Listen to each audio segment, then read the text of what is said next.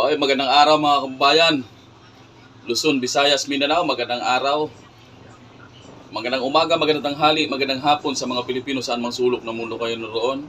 Welcome back again sa Pinoy Ambirador. Isi-share ko sa inyo itong press con ng House of Representatives pala, na kung saan itong si Senator Chis Escudero ay tinawag na sinungaling nitong si Attorney Princess Abante, na itong spokesperson ng House of Representatives, House of Magnanakaws. na Pero in fairness sa spokesperson nito, medyo magaling ito magsalita kaysa doon sa spokesperson ni Bangag Marcos. So ito mga kababayan, panoorin natin at pakinggan ng maayos yung kanya mga sinasabi, sapagkat napakahalaga po nito sa ating sambayanan. Pero bago yan, kung bago lang kayo dito sa aking channel, please like, share, subscribe, at pakiclick na rin po ng notification bell para updated kayo sa mga kaganapan, balita, reaction, at kung ano pa man dito sa ating channel. Let's go! To dismiss the trial on their own. So, kung ano man ang magiging desisyon nila, ang hiling lang po natin ay maging faithful sila sa alituntunin ng konstitusyon. Because in a society that follows the rule of law, the Constitution will always be supreme. Ma'am, last question ko po. May advisory po yung Office of the Vice President that VP Sara is traveling to Malaysia on a personal trip with her family, just as yung gumugulong and gumagalaw na po yung baso sa Senate. I believe the impeachment rules meron naman siyang nakalagay kung paano ang pag-serve at notify sa accused, no, that ang requirement kasi dyan personal service, pero meron din namang nakalagay sa rules on what to do if personal service cannot be made. Ang importante, simulan na ng Senado yung trial para alam na din natin kung ano na yung magiging susunod na hakbang ng prosecutors at ano na ang mangyayari sa impeachment process. Thank you, Tina. We will now take questions from Kat Porbes of Radyo Pilipinas. Ay, good morning po, Attorney Princess. Kanina po nabanggit po ninyo yung mga achievements ng House of Representatives pagdating po doon sa mga measures. Pero meron pong dalawang measures na apparently hinahanap pa po ng Senate daw sa atin. First po yung sa wage hike bill. According to Senator Joel Villanueva, hindi pa raw po nila nare-receive. Ano po ba yung status nun?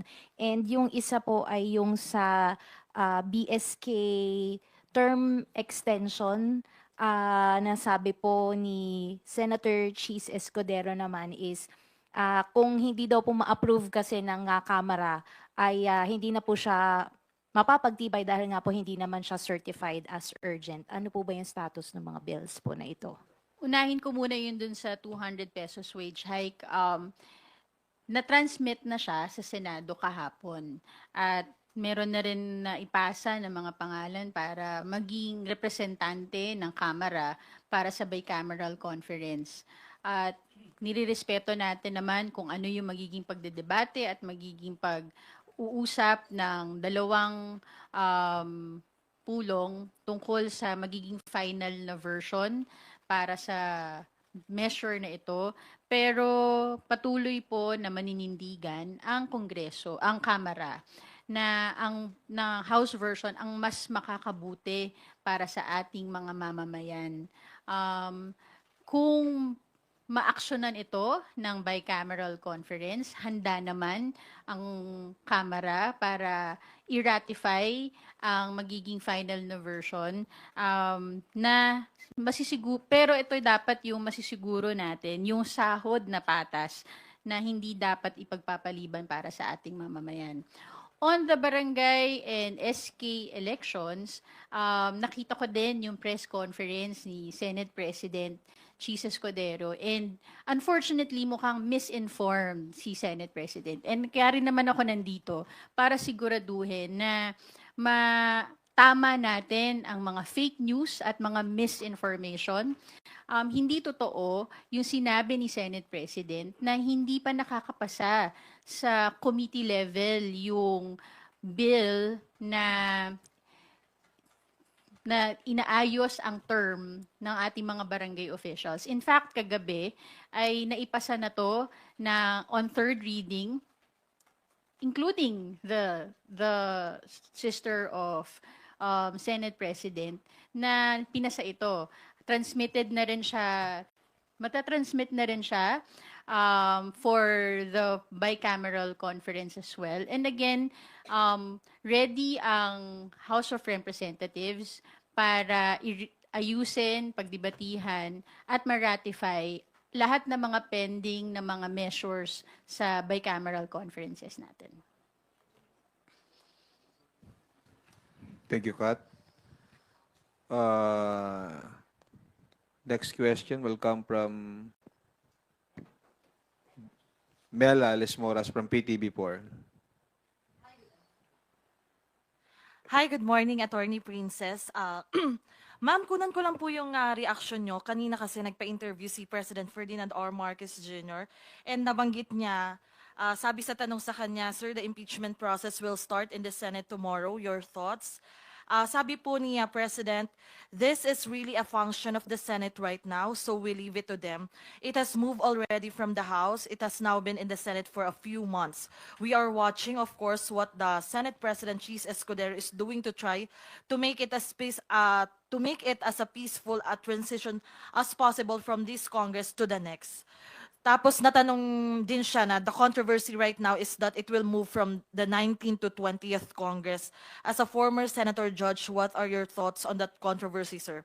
Ang sabi po ni President, what is the controversy? It is very clear that it will, because there is no way that even if they start the trial now, that they will finish it before the new senators come in. So well, again, the senators will decide. Ano po masasabi nyo rito? At ang impression nga din sa iba, na even the President himself ay agree na talagang possible at pwede siyang tumawid from 19th to 20th Congress. Well, naging senator judge din si Presidente Bongbong Marcos, no? So I understand where he's coming from, and ang importante sa Kamara ngayon masimulan ang impeachment trial. Madaming mga opinion kung pwede o hindi magtuloy. Ang nakalagay naman sa konstitusyon ay to try and decide. Hindi naman sinabi doon kung anong Congress ang magdi-decide. Ang sinasabi simulan at tapusin at magbigay ng desisyon ang Senado. So we are waiting, the public is waiting, the country is waiting, not just the House of Representatives. So we will see what will happen today and tomorrow. Opo.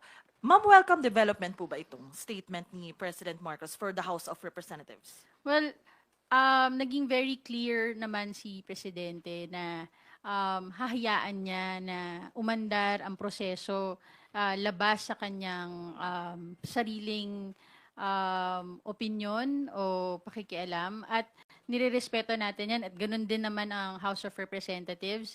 We are equal branches of government. So itong mga opinion na naririnig natin ay samot-sari. Ang gusto ng House of Representatives ay masunod ang nakalagay sa konstitusyon at mapagsimulan na ang impeachment trial. Opo. Last na lang, ma'am, from my end, since sa harap bukas yung House Prosecution Team sa Senate, can you just give us a walkthrough? Tomorrow po ba, dadaan pa sila dito sa Senate?